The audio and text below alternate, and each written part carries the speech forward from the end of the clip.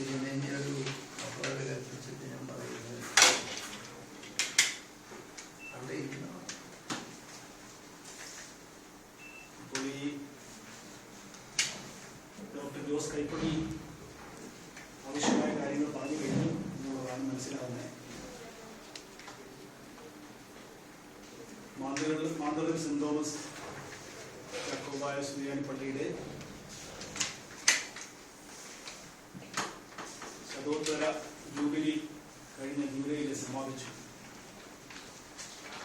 ആരംഭം മുതൽ തന്നെ ധാരാളം പീഡകൾ അനുഭവിക്കുന്ന ഒരു ഇടവകയാണ്.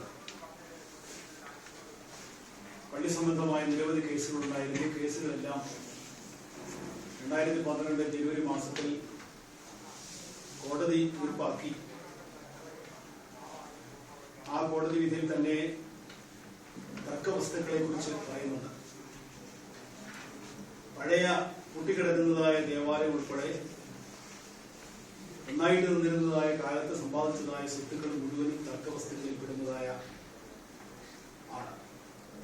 അതിനുള്ളതായ ലിസ്റ്റ് കോടതി അംഗീകരിച്ചിട്ടുണ്ട്. മെത്രാൻകക്ഷി വിഭാഗം പറയുന്നത് ഈ കൊളനടെ കുരിശടി ഉൾപ്പെട്ടതായ ആ തർക്കവസ്തുക്കളൊക്കെയും അവരുടെ സ്വന്തമാണെന്നും പഴയ കൂട്ടിക്കിടക്കുന്നതായ പള്ളി മാത്രമേ തർക്കത്തിലുള്ളൂ എന്നുമാണ്. തികച്ചും തെറ്റായ ഒരു കോടതി വിധിക്കെതിരായ ഒരു വാദമാണ്, ഒരു പ്രസ്താവനയാണ് അത്. അടുത്തുള്ളതായ പള്ളികളിൽ നിന്ന് ആളുകളെ സംഘടിപ്പിച്ച് ഈ തർക്കവസ്തുക്കളൊക്കെയും കൈയേറുക എന്നുള്ളത് ഈ ഓർത്തഡോക്സ് സഭ എന്നറിയപ്പെടുന്ന മെത്രാൻകക്ഷി വിഭാഗം വർഷങ്ങളായിട്ട് പല സന്ദർഭങ്ങളിലും അനുവർത്തിച്ചു വരുന്നതായ ഒരു നടപടിയാണ്. അതിനെ എതിർക്കാതിരിക്കാനായിട്ട് യാക്കോബായ വിഭാഗത്തിന് നിവൃത്തിയില്ല. ഒരുമിച്ച് കൂടി വളരെയേറെ പണം ചെലവ് ചെയ്ത് സമ്പാദിച്ചതായ വസ്തുക്കൾ അല്ലെങ്കിൽ സമ്പാദ്യങ്ങൾ, പള്ളിവക സമ്പാദ്യങ്ങൾ ഒരു വിഭാഗത്തിന്റെ മാത്രമായി കയ്യേറുക എന്ന് പറയുന്നത് നീതിക്കും ന്യായത്തിനും നിരക്കുന്നതായ സംഗതിയല്ല. അത് കോടതി വിധിക്ക് വിരുദ്ധമായ സംഗതിയാണ്. അതുകൊണ്ട് ഈ കഴിഞ്ഞ രാത്രിയിൽ ഉണ്ടായതായ സംഭവത്തിൽ ഇടവകയോടൊപ്പം തുമ്പോൺ ഭദ്രാസനവും പരിശുദ്ധ സഭയും ആ ഇടവകയുടെ ദുഃഖത്തിൽ പങ്കുചേരുകയും ഇതിന് ശക്തമായി പ്രതിഷേധിക്കുകയും ചെയ്യുന്നു. ഇനി ഇങ്ങനെയുള്ളതായ കയ്യേറ്റങ്ങൾ ആവർത്തിക്കാതിരിക്കാനായിട്ട് ഗവൺമെന്റിന്റെ ഭാഗത്തുനിന്നും പോലീസ് ഉദ്യോഗസ്ഥന്മാരുടെ ഭാഗത്തു നിന്നും ആവശ്യമായ നടപടികൾ ഉണ്ടാകണമെന്ന് ഈ യോഗം ആവശ്യപ്പെടുന്നു. ഇത്രയാണ് ഇപ്പോൾ ചുരുക്കമായി പറയാനുള്ളത്. ദൈവത്തിന്റെ സ്തുതി. അഭിനന്ദാവായ യുഗാനന്ദ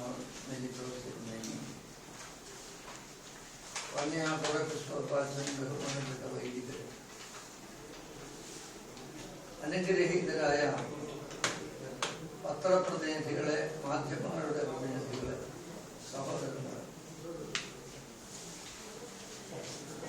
വളരെ വേദനയോടെയാണ് നിങ്ങളുടെ മുമ്പിൽ ബലഹീനനായി ഞാൻ ഇരിക്കുന്നത്.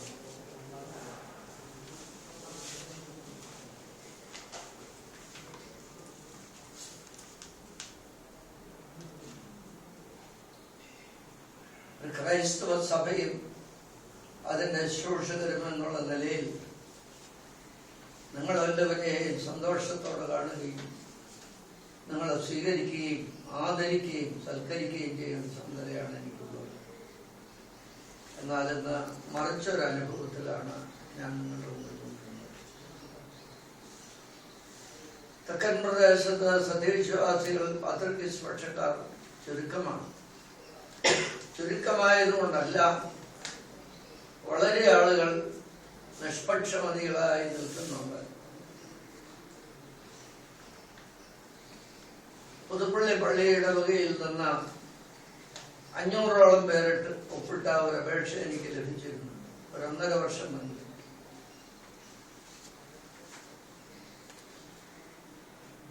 നിഷ്പക്ഷമതികളായ ആരെങ്കിലും മധ്യസ്ഥന്മാരാൽ ഈ സഭയിലെ തർക്ക വിഷയങ്ങളൊക്കെ പരിഹരിക്കുകയും കോടതി ചൂണ്ടിക്കാണിച്ചതുപോലെ രണ്ടായി പോവുകയും ചെയ്യുന്ന ഒരവസ്ഥയുണ്ടായാൽ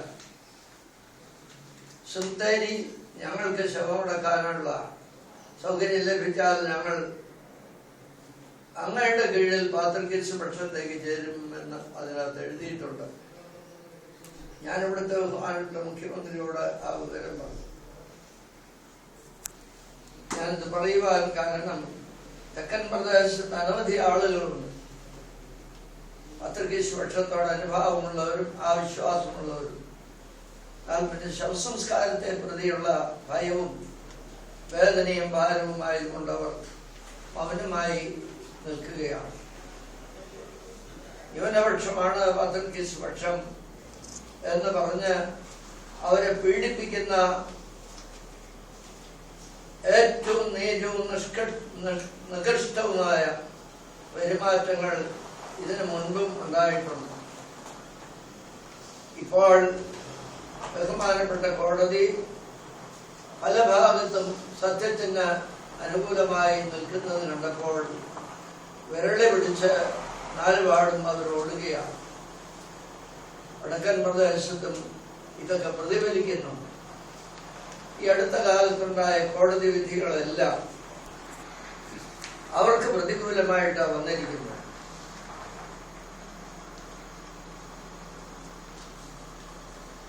ആയിരത്തി 1995 ജൂൺ 20 ഉണ്ടായ സുപ്രീം കോടതി വിധിയാണ് ഒടുവിലത്തെ നിർണായകമായ ഒരു വിധി.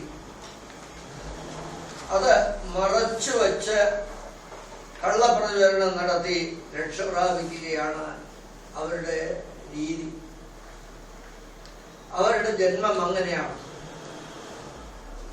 അബ്ദുൽഷിയ എന്ന് പറയുന്ന പുറത്താക്കപ്പെട്ട പാത്രികേസിനെ കൂട്ടിക്കൊണ്ടുവന്ന് അദ്ദേഹത്തെ ഭീഷണിപ്പെടുത്തി കാതോലിക്ക സ്ഥാപനം വാങ്ങിയവർ. ആ സ്വഭാവം ഇപ്പോഴും പാലിച്ചു വരികയാണ്. അവർക്ക് മറ്റൊരു രീതിയിൽ പോകാൻ സാധിക്കുകയില്ല. ഇതെല്ലാം വെളിച്ചത്ത് വരുന്ന ഒരു കാലമുണ്ടാകും. സുപ്രീം കോടതി വിധി അതൊക്കെ വെളിച്ചത്ത് കൊണ്ടുവന്നു. 3 ജഡ്ജിമാരായിരുന്നു. അതിൽ സഹായി എന്ന് പറയുന്ന ഒരു ജഡ്ജി മാത്രമേ അവർക്ക് അല്പം അനുകൂലമായി എഴുതിയുള്ളൂ. ഭൂരിപക്ഷ ബെഞ്ച് സത്യവിശ്വാസികൾക്ക് അനുകൂലമായിട്ടാണ് എഴുതപ്പെട്ടിട്ടുള്ളത്. ആ എഴുതപ്പെട്ടിട്ടുള്ളതിലെ സുപ്രധാനമായ കാര്യങ്ങളിൽ തൊമ്മായുടെ സിംഹാസനത്തിന്മേൽ അവരുടെ കാതോലിക്ക ആരൂഢനായിരിക്കുന്നുവെന്നാണ് ലെറ്റർ പേഡും പ്രസംഗവും പഠിപ്പിക്കലല്ല. അത് കോടതി ഇല്ലായ്മ ചെയ്തു. എന്നാൽ ഒരു സമാധാനത്തെ പ്രതി കോടതി ഒരു വാക്ക് പറഞ്ഞു. ഓണറോഫിക്, ആലങ്കാരികം എന്നായിക്കോട്ടെ. ഇതുവരെ ആ കോടതി വിധി വെളിച്ചത്ത് കൊണ്ടുവരാനും അത് മാറ്റി നേർവഴിക്ക് പോകാനും അവർ ശ്രമിക്കുന്നില്ല.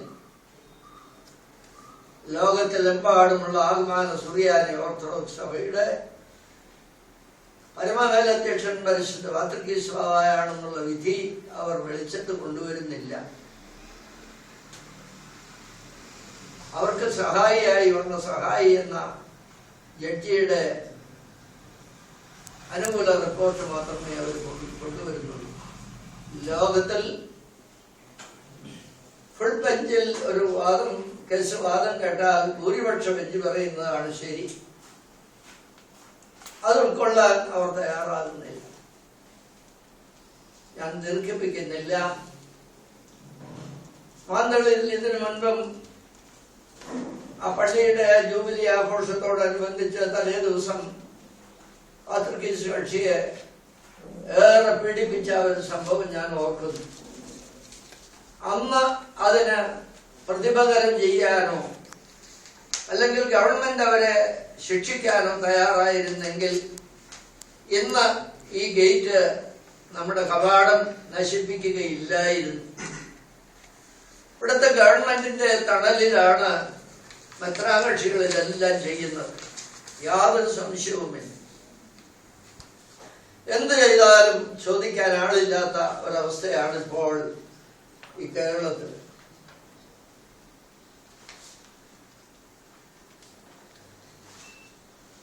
ഞാൻ ആരെയും കുറ്റം പറയുവാൻ ദൈവം എന്നെ അനുവദിച്ചിട്ടില്ല. എന്നാൽ തെറ്റ് തെറ്റാണെന്നും ശരി ഏതാണെന്നും നന്മയെ നന്മയെന്നും പറയാത്തവൻ എനിക്ക് കൊള്ളാവുന്നവനല്ലെന്ന് വേദപുസ്തകം പഠിപ്പിക്കുമ്പോൾ ഞാനിത് പറയാതിരിക്കാൻ ഒക്കുകയും. എന്നെ അവർ ഉപദ്രവിച്ചെന്ന് വരാം, എൻ്റെ വാഹനത്തെ അവര് എന്തെങ്കിലുമൊക്കെ ചെയ്തെന്ന് വരാം. അത്രമാത്രം ലജ്ജയില്ലാത്ത ആളുകളാണ്. ഞാൻ വേല ചെയ്തുണ്ടാക്കിയതും എന്റെ പിതാക്കന്മാർ വേല ചെയ്തുണ്ടാക്കിയതും യാതൊരു അവകാശവും കാണിക്കില്ല ഇല്ലാത്തതുമായ അരമനകളും സ്വത്തുക്കളും എല്ലാം കൈവശം വെച്ചിട്ട് ഒരു സിവിൽ സ്വഭാവമുള്ള കാര്യങ്ങളിൽ ഞങ്ങൾ മൗനമായിരിക്കുന്നതുകൊണ്ട് പക്ഷേ ഇവിടുത്തെ ഗവൺമെന്റ് അത് ചോദിക്കാൻ തയ്യാറായില്ല. ഞാൻ ആ ഭാഗത്തേക്ക് കടക്കുന്നില്ല. തെക്കൻ പ്രദേശത്താണെന്ന് വിചാരിച്ച് ദൂരെയാണെന്നാരും തെറ്റിദ്ധരിക്കരുത്. ആവശ്യമായ ഞങ്ങൾ എല്ലാവരും ഏത് നിമിഷത്തിലും ഇവിടെ ഓടിയെത്തിയിരിക്കും. 33 മെത്രാപ്പൊലീത്തന്മാരാണ് ഉള്ളത്. അതിൽ 30 പേർക്ക് യാത്ര ചെയ്യാൻ പ്രയാസമില്ല. ഇതുപോലെ പീഡിപ്പിക്കാൻ തുടങ്ങിയാൽ അത് കണ്ടുകൊണ്ടിരിക്കാൻ ഒക്കുകയില്ല. മനുഷ്യരാരും കണ്ടുകൊണ്ടിരിക്കുമെന്ന് എനിക്ക് തോന്നുന്നില്ല. മാധ്യമങ്ങളുടെ പ്രതിനിധികൾക്ക് പരിമിതികളുണ്ടെന്ന് എനിക്കറിയാം. എങ്കിലും ഇത് കഷ്ടമാണ്. കേരളത്തിൽ ഇന്ന് ജീവിക്കുന്ന 4 റിട്ടയർഡ് ജഡ്ജിമാരെയോ ഏതെങ്കിലും രാഷ്ട്രീയ സാമുദായിക രംഗത്ത് പ്രവർത്തിക്കുന്നതിനെയോ ഈ കാര്യം ഏൽപ്പിച്ചിട്ട് അവര് നിങ്ങളാണ് തെറ്റ് ചെയ്യുന്നതെന്ന് പറഞ്ഞാൽ പരിഹാരത്തിന് ഞങ്ങൾ ഉണ്ടാക്കാൻ ഞങ്ങൾ തയ്യാറാണ്. പക്ഷേ അവരതിനെ വഴിപ്പെടാൻ തയ്യാറല്ല. 2001 സുപ്രീം കോടതി പറഞ്ഞു, നിങ്ങൾ ഇനി ഒരു 2000 കൊല്ലവും കൂടെ കേസ് പറഞ്ഞാൽ ഇത് തീരില്ല. അതുകൊണ്ട് പുറത്തു പോയി 2 കൂട്ടരും 2ആയിട്ട് തിരിഞ്ഞ് യോഗ്യമായിട്ട് പോകാൻ ആലോചിച്ചിട്ട് വരാമെന്ന്. ഞങ്ങൾ ഉച്ച കഴിഞ്ഞ് കോടതി തുടങ്ങിയപ്പോൾ എഴുതി കൊടുത്തു. കോടതിയുടെ അഭിപ്രായത്തിൽ ഞങ്ങൾ വഴിപ്പെട്ടുകൊള്ളാം. അവർ പറഞ്ഞു ഞങ്ങൾക്കത് സ്വീകാര്യമല്ല. ഇപ്പോൾ കോലഞ്ചേരി പള്ളിക്കാരും കടമറ്റം പള്ളിക്കാരും ഒക്കെ മീഡിയേഷന് വിട്ടു. പക്ഷേ അവർ തയ്യാറല്ല. പിറവത്തൊരു തർക്കമുണ്ടായി. ഞാൻ 2 ദിവസം പ്രാർത്ഥിച്ചിരുന്നു. കോടതി മീഡിയേഷനെ വെച്ചു. ആ മീഡിയേഷൻ ഞങ്ങളെയും അവരെയും കണ്ടു. അവിടെയുള്ളവര് ഭദ്രാകക്ഷികളാണെങ്കിലും കുറച്ച് മനുഷ്യത്വമുള്ളവരായതുകൊണ്ട് ആ മീഡിയേഷൻ വഴിപ്പെട്ടു. ആ കാര്യങ്ങൾ ശാന്തമായി സമാധാനപരമായി തീർന്നു. മീഡിയേഷൻ വിട്ടാൽ അവർ സമ്മതിക്കാത്തതിന്റെ കാരണം ഞങ്ങളുടെ സ്വത്തുക്കളെല്ലാം അനധികൃതമായി അവർ കയ്യേറി വെച്ചിരിക്കുക.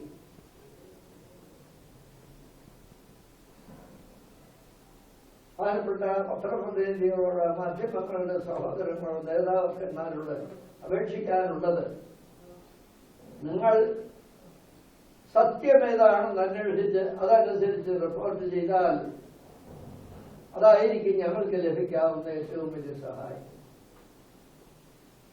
സത്യത്തിന് വഴിപ്പെടണമേ, ആ വഴിക്ക് കാര്യങ്ങൾ തിരിച്ചുവിടണമേ എന്ന് മാധ്യമങ്ങളുടെ പ്രതിനിധികളോട് അപേക്ഷിക്കുകയാണ്. എനിക്ക് പ്രായമായി ഞാൻ ഇന്നലെ രാത്രി തൃശ്ശൂരായിരുന്നു.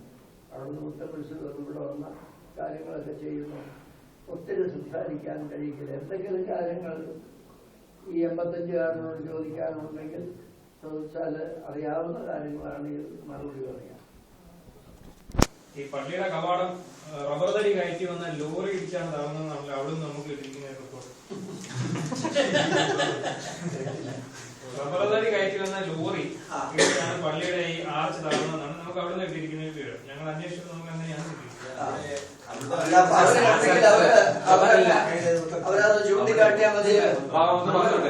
ഈ കവാടം പഞ്ചായത്ത് റോഡിലേക്ക് അകത്തേക്ക് മാറിയാണ് ഇരിക്കുന്നത്. മെയിൻ റോഡ് ചേർന്നല്ല. ഒരിക്കലും മെയിൻ റോഡിൽ നിന്ന് ഒരു 8 മീറ്റർ മാറിയാൽ ഇത് കൊള്ളില്ല. അപ്പോൾ ആ ആർഗ്യുമെന്റ് തെറ്റാണ്. 2, ഈ വളരെ ക്ലിയറായിട്ട് അവിടെ പോകുന്ന പത്രപ്രവർത്തകർ കാണാൻ സാധിക്കും.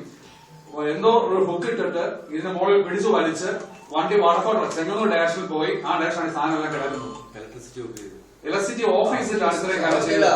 അടുത്തുള്ള വീട്ടുകാരെ ഇറങ്ങി വന്ന് ആരിടാന്ന് ചോദിച്ചപ്പോഴത്തേക്ക് ഇവർ പോവുകയും ചെയ്തു. ക്ഷമിക്കണം, ഇവിടെ ജൂബിലി ആഘോഷം നടന്നതിന്റെ തലേ ദിവസം എന്താ ഇവിടെ നടന്നത്? അവിടെ ഞങ്ങൾ ദീപശിഖ പ്രയാണം അടൂർ നിന്ന് മഞ്ഞിരിക്കര വഴി മാന്തേരി നടന്ന സമയത്ത് 12 യുവാക്കന്മാർ ദീപശിഖ വഴി പോകുമ്പോൾ തൊട്ട് പുറത്തെ വാഹനത്തിൽ ഞാനുണ്ട്.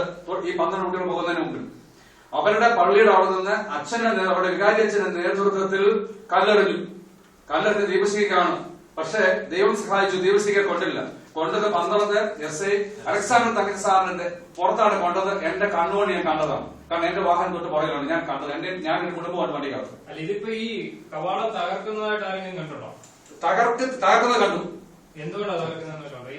ഇല്ല, ഈ ആള് വന്ന് ഞാൻ പറഞ്ഞു തൊട്ടടുത്ത് വീട് താമസിക്കുന്ന ആള് പ്രായമായ അപ്പച്ചനാണ്. പുള്ളി ഇറങ്ങി വന്ന് ആരിടാന്ന് ചോദിച്ചപ്പോഴത്തേക്ക് ഒരു ടെമ്പോ പോലെ ഒരു വാഹനമാണ്. ക്ലിയർ, ഞങ്ങൾ ലൈറ്റ് ഓഫ് ചെയ്തിരിക്കുക, രാത്രി ലൈറ്റ് ഇല്ല.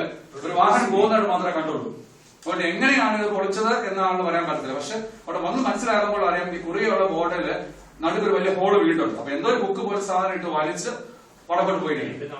നമ്മളോട് പറഞ്ഞിരിക്കുന്നത് അവിടെ വെട്ടിയിട്ട് ആ തടിയും കയറ്റി വന്ന ലോറിയുടെ ഇത് നല്ല ഹൈറ്റ് അല്ലേ കവാടം ഇടിച്ചു എന്നാണ്. രാവിലെ SI ഇവിടെ വന്നു. SI പറഞ്ഞത് ഇത് ഏതോ ഗുണ്ടാ സംഘം തന്നെ ചെയ്തിരിക്കുന്നതാണ് എന്നുള്ള അനുമാനം അദ്ദേഹത്തിനുണ്ട്. ഞങ്ങൾ പറഞ്ഞത് ആരും കണ്ടുപിടിക്കുക മാത്രമാണ്. ഫ്യൂസ് കുത്തിയിട്ടാണ് ഇത് എന്താ സംഭവം എന്ന് വീട്ടുകാരെ മനസ്സിലാക്കുന്നതാണ്. അവിടുത്തെ ട്രാൻസ്ഫോർമറിനുള്ളതായ ഫ്യൂസ് അപ്പൊ അത്രയും ഒരു റബ്ബർ കളിക്കാരൻ ചെയ്തില്ല.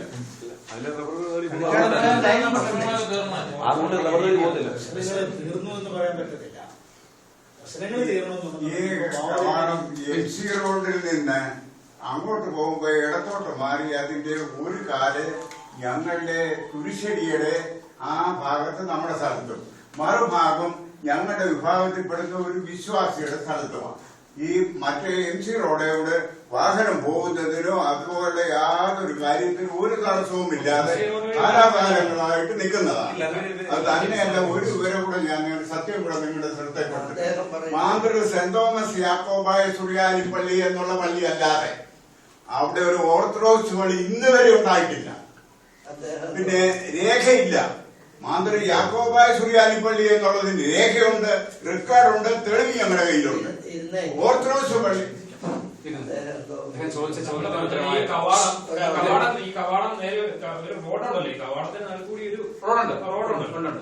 അതായത് ചില MC റോഡിൽ നിന്ന് നേരിട്ട് ഇതിലൂടെ വണ്ടി ഇറങ്ങി വന്നപ്പോ ഇത് ഫ്യൂസ് അടുത്ത വീട്ടുകാരെ പോയി കുത്തുകയായിരുന്നു. ഇത് ഈ കവാടത്തിന് എത്ര മീറ്റർ ഉയരം വരും? നല്ല വീട്.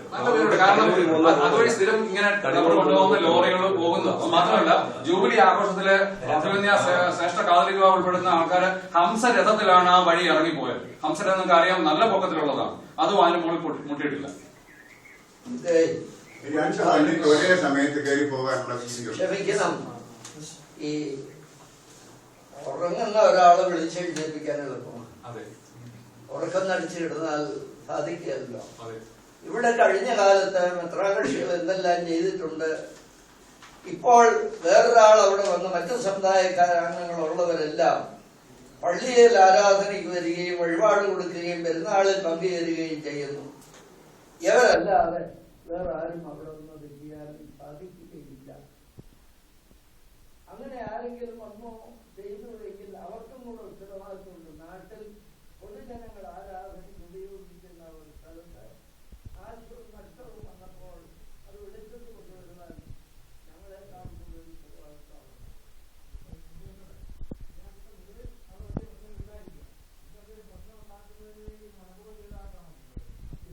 തീർച്ചയായിട്ടും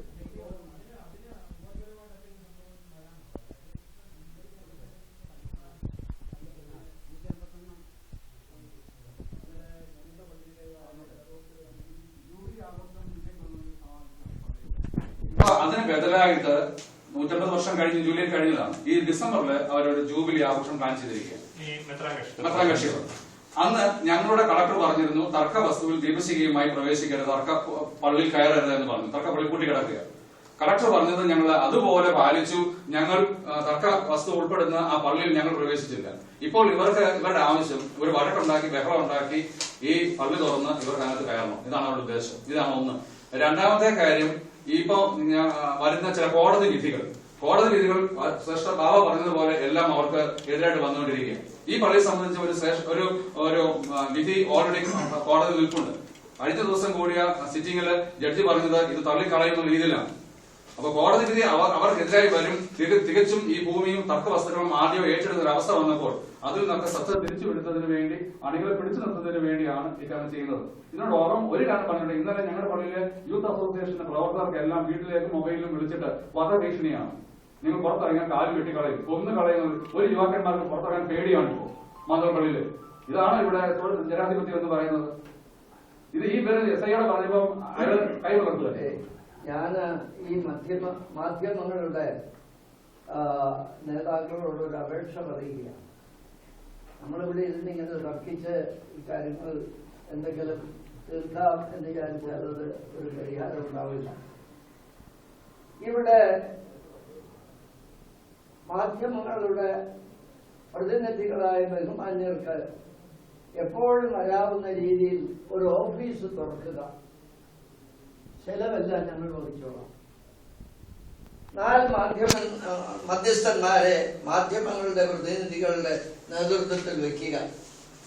അവരിത് പരിശോധിച്ചിട്ട് അതിന്റെ റെക്കോർഡിക്കലായിട്ടുള്ള കാര്യങ്ങളും മറ്റെല്ലാം പരിശോധിച്ചിട്ട് ഞങ്ങളുടെ പക്ഷത്താണ്, ചെലവെല്ലാം ശമ്പളമൊക്കെ ഞങ്ങൾ കൊടുത്തോളാം, ഞങ്ങളുടെ പക്ഷത്താണ് തെറ്റ് എന്ന് കണ്ടുപിടിക്കപ്പെട്ടാൽ അതിന് പരിഹാരം ഉണ്ടാക്കാൻ ഞങ്ങൾ ഒരുക്കമാണ്. ഒരു ദേശത്തൊരു അരുതാത്ത രീതി, നീചവും നികൃഷ്ടവുമായ രീതി ഉണ്ടായാൽ അതിനൊരു പരിഹാരം ഉണ്ടാകണമല്ലോ. നിലവിൽ 2 വിഭാഗത്തിനുള്ള പള്ളിയില്ലേ? ഞങ്ങൾക്ക് പള്ളി വേറെ, അവർക്ക് പള്ളി വേറെ. ഇത് തമ്മിൽ അടുത്തടുത്താണ് പള്ളികൾ തമ്മിൽ. ഒന്ന് കുളനടയും ഒന്ന് മാന്ത ഉള്ളിലേക്ക്. ഞങ്ങളുടെ പള്ളി തർക്ക പള്ളിയുടെ അടുത്താണ്. പിന്നെ വേറെ ഭൂമി വാങ്ങിച്ചത്. അതെ, അതൊരു ചാരിറ്റബിൾ സൊസൈറ്റിയുടെയാണ്. അവര് ആ സ്ഥലത്താണ് ഞങ്ങൾ റെന്റിനായിട്ട് ഞങ്ങൾ ഈ പോയി പള്ളി നടത്തിക്കൊണ്ടിരിക്കുന്നത്. ഞങ്ങള് 350 വീട്ടുകാരും. ഈ സെമിത്തേരി ഒക്കെ ഉണ്ടല്ലോ അല്ലേ? 2 കൂട്ടർ കോമൺ ആയിട്ട് ഉപയോഗിക്കുന്നുണ്ട്. ഇപ്പൊ അത് പഴയ പള്ളിയുടെ പള്ളി 2 കൂട്ടർ ഉപയോഗിക്കുന്നുണ്ട്. തർക്കമില്ല. അതിന്റെ അടുത്താണ് അതിനടുത്താണ് ഞങ്ങളുടെ പള്ളി. പത്രത്തിൽ എഴുതാനില്ല, അവിടെ ഒരു ഫലിതം ഉണ്ടായതൊന്ന് പറഞ്ഞോട്ടെ. 1975 പള്ളിയിൽ തർക്കമുണ്ടായി. പോലീസിന്റെ സാന്നിധ്യത്തില് വിശുദ്ധ കുർബാന നടന്നു. കുർബാന കണ്ടുകൊണ്ടിരുന്ന അവര് എല്ലാരും പിരിയാറായപ്പോൾ ഓടിച്ചെന്ന് ഈ SIയുടെ കൈ പിടിച്ച് മുത്തിയിട്ട് പ്രധാന കാർമ്മികന്റെ കൈമുത്താണ് ഞങ്ങളുടെ സാധാരണ പതിവ്. അതുകൊണ്ട് ഇന്നത്തെ പ്രധാന കാർമ്മികൻ അങ്ങായിരുന്നല്ലോ എന്ന് ഞെട്ടിപ്പോയി ആ മനുഷ്യൻ. ഇതുപോലെയുള്ള എന്തെല്ലാം സംഭവങ്ങളാണ് ഈ മാന്തളിലുണ്ടായിട്ടുള്ളത്. ഒരു കാര്യം പറഞ്ഞോട്ടെ. ഈ ദീപശിഖ പ്രയാണത്തിന്റെ കല്ലെറിഞ്ഞു. അന്ന് ധാരാളം കല്ലേറുണ്ടായി. ഞങ്ങളുടെ യുവാക്കന്മാരും കുഴപ്പമുണ്ടായില്ല. പക്ഷെ ആ കല്ലെറിഞ്ഞ ആൾക്കാരെ അന്ന് അവരുടെ 25ഓളം പേര് അച്ഛൻ ഉൾപ്പെടെ അവിടുത്തെ വികാരിച്ചൻ ഉൾപ്പെടെ പേരിൽ Pandalam police station case charge ചെയ്തു. മേളിൽ നിന്ന് പ്രഷർ ചെലുത്തി ആ കേസ് ഇല്ലാതായി. ആ വികാരിച്ചന്റെ പേരിൽ കേസ് ചാർജ് ചെയ്താണ് പന്തളം പോലീസ്. ഇപ്പോഴത്തെ വികാരിച്ചൻ ഫാദർ ജോൺ ഉമ്മൻ. ഈ അച്ഛൻ പന്തളൊക്കെ പേരാണ് അവിടെ കൂടുതൽ പ്രശ്നങ്ങൾ ഉണ്ടാകുന്നത്. കോലഞ്ചേരിയില് 10 കേസ് കെട്ടിയ ശ്രദ്ധിക്കണേ ഒരു നിമിഷം. കേസ് പാത്രക്ക് അപ്പോ ഒരു പയ്യൻ വേങ്ങൂരുകാരൻ രഞ്ജിത്ത്, അവൻ ഇതിനിടയ്ക്ക് ഈ കല്ലെറിയുന്ന അച്ഛന്റെ പടം അവിടെ കോലഞ്ചേരിയിലുള്ള മെത്രാങ്കക്ഷിയിൽ ഒരു അച്ഛൻ കല്ലെറിയുന്നതിന്റെ പടം കൊണ്ടൊന്ന് കോടതിയിൽ ഹാജരായി.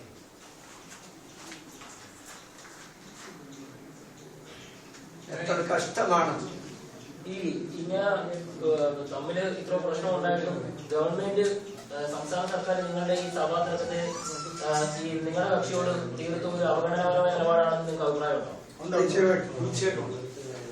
അവഗണനയേക്കാൾ കൂടുതൽ അവരെ ഓമനിച്ചു വളർത്തുകയാണ്. എന്തോ എന്ന് പറയാനൊന്നുമില്ല.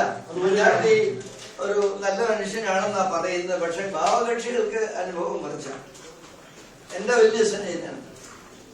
മുഖ്യമന്ത്രി എന്ന നിലയിലാണോ നിങ്ങൾക്ക് അനുഭവം മറിച്ചത്, വ്യക്തി എന്ന നിലയിലാണോ? എന്തോ മുഖ്യമന്ത്രി എന്ന നിലയിലാണോ ഉമ്മൻചാണ്ടിയുടെ ഭാഗത്ത് സഭയ്ക്കുള്ള അനുഭവം, വ്യക്തി എന്ന നിലയിലാണോ?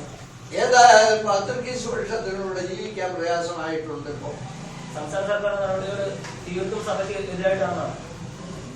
സംസ്ഥാന സർക്കാരിന്റെ നടപടികൾ സഭയ്ക്ക് തീർത്തും എതിരാണോ എന്നാണ് ചോദിക്കുന്നത്. ഉമ്മൻചാണ്ടി മുഖ്യമന്ത്രി എന്നുള്ള നിലയിലാണോ വ്യക്തിപരമായിട്ടാണോ? സംസ്ഥാന സർക്കാരിന്റെ നടപടികൾ സഭ എതിരാണോ എന്നാണ് സഭയ്ക്കെതിരാണ്. സഭയ്ക്കെതിരാണോ? സംസ്ഥാന സർക്കാരിന്റെ നടപടികൾ സഭയ്ക്കെതിരാണോ എന്നാണ് അദ്ദേഹം ചോദിക്കുന്നത്. പാത്രിക് കേസ് കക്ഷിക്ക് അനുകൂലമായി പഴന്തോട്ടത്തിൽ വിധിയുണ്ടായി.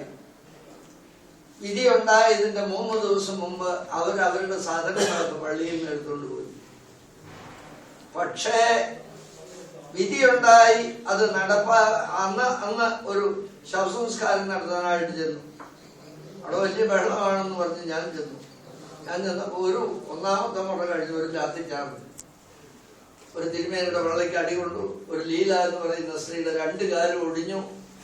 എത്ര പേർക്കാണ് മുറിവെന്ന് കണക്കില്ല. വളരെ വേഗം പറയട്ടെ, അങ്ങനെ ലാത്തി ചാർജൊക്കെ നടത്തി നമ്മുടെ ആളുകളെല്ലാം കുതിരെ തല്ലി. ഒടുക്കം അവർക്കും കൂടെ ആരാധനയ്ക്ക് സൗകര്യം ഉണ്ടാക്കി കൊടുത്തതിന് ശേഷമേ വിധി ഗുണമായവന് പള്ളി തുറന്നു കിട്ടിയുള്ളൂ. ആരാണ് അനുകൂലി, ആരാ ചെയ്തതെന്ന് നിങ്ങൾ പറഞ്ഞാൽ മതി. കോലഞ്ചേരി പള്ളിയുടെ കേസിന്റെ ഇപ്പോഴത്തെ അവസ്ഥ, കോലഞ്ചേരി പള്ളിയിലെ കേസ് പാത്രിക് കേസ് കക്ഷിക്ക് അനുകൂലമായി കോടതി വിധിച്ചിരിക്കുകയാണ്. അല്ല, കോലഞ്ചേരി മെത്രാകക്ഷികൾക്ക് അനുകൂലമായി വിധി നൽകുകയാണ്. അതിന്മേൽ അപ്പീലും കാര്യങ്ങളും ഒക്കെ ഉണ്ട്. അവിടെ 1800ഓളം വീടുകളുണ്ട്. അതിലൊരു 220 വീട് അവർക്ക് കാണും. ആർക്കെങ്കിലും സംശയം ഉണ്ടെങ്കിൽ എലക്ഷൻ നടത്തി ഒരു കമ്മീഷനെ വെച്ച് എലക്ഷൻ നടത്താം. അപ്പോ കേസ് വിധി വന്നപ്പോൾ സുപ്രീം കോടതി വിധി പാലിച്ചുകൊണ്ട് ഈ സിംഹഭൂരിപക്ഷക്കാരനും കൂടെ ആരാധിക്കാൻ സൗകര്യം കിട്ടണം, അങ്ങനെ പള്ളി തുറക്കാനൊക്കെ ഉള്ളൂ എന്ന് പറഞ്ഞ ആളുകളെല്ലാം കൂടെ പോയി. ഇപ്പോ അങ്ങനെ നിൽക്കുകയാണ്.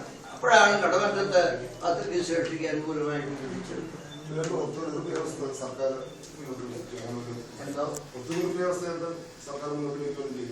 പിന്നെ സർക്കാരിന്റെ മുമ്പിൽ വെച്ചു. സർക്കാർ ഇപ്പൊ അത് അഴിക്കാനായിട്ട് ഒരുപാട് ശ്രമിക്കുക. മന്ത്രിയുടെ പേരൊന്നും പറയില്ല. ഒരു എഗ്രിമെന്റ് ഒപ്പിട്ടു.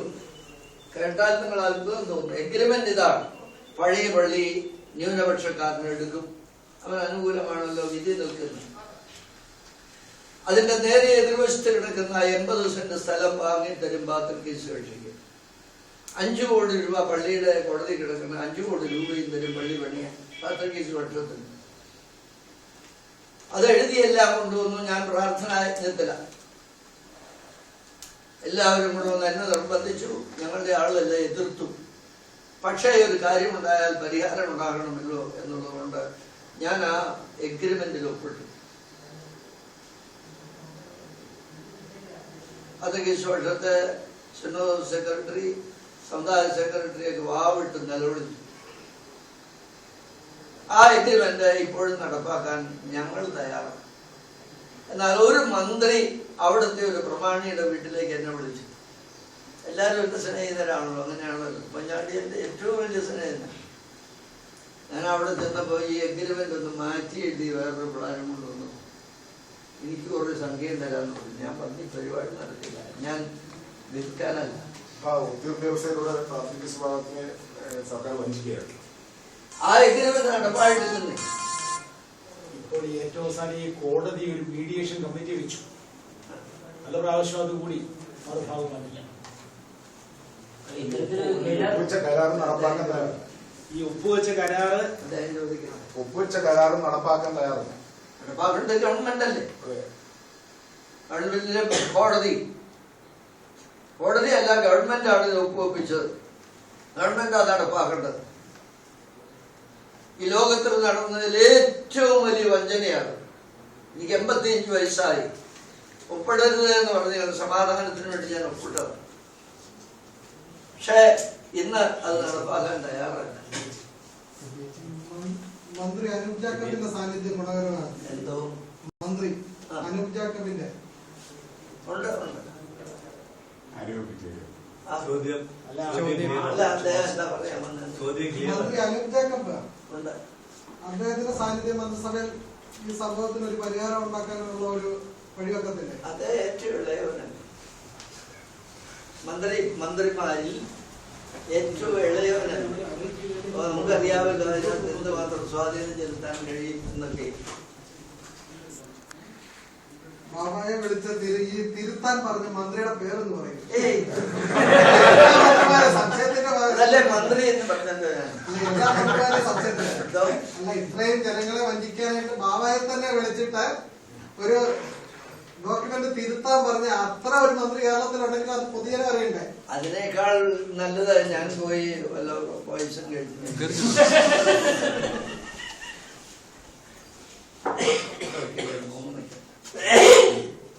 നല്ല ചൂടുള്ള ഒരു കടുപ്പം കുറഞ്ഞ പഞ്ചായത്ത്. ഈ സംസ്ഥാനത്ത് ലോക്സഭാ തെരഞ്ഞെടുപ്പ് അടുക്കാറായി. ലോക്സഭാ തെരഞ്ഞെടുപ്പ് അടുക്കാറായിട്ടുണ്ട്. നമുക്ക് പാർലമെന്റ് തെരഞ്ഞെടുപ്പ് അടുക്കാറായിട്ടുണ്ട്. തെരഞ്ഞെടുപ്പ് അടുക്കാറായിട്ടുണ്ട്. നമ്മുടെ സഭയെ സർക്കാർ ഇപ്പം അങ്ങയുടെ വാക്കുകളിലൂടെ മനസ്സിലാക്കുന്നത് സഭയ്ക്ക് കടുത്ത അവഗണന നേരിട്ടുകൊണ്ടിരിക്കുകയെന്നാണ്.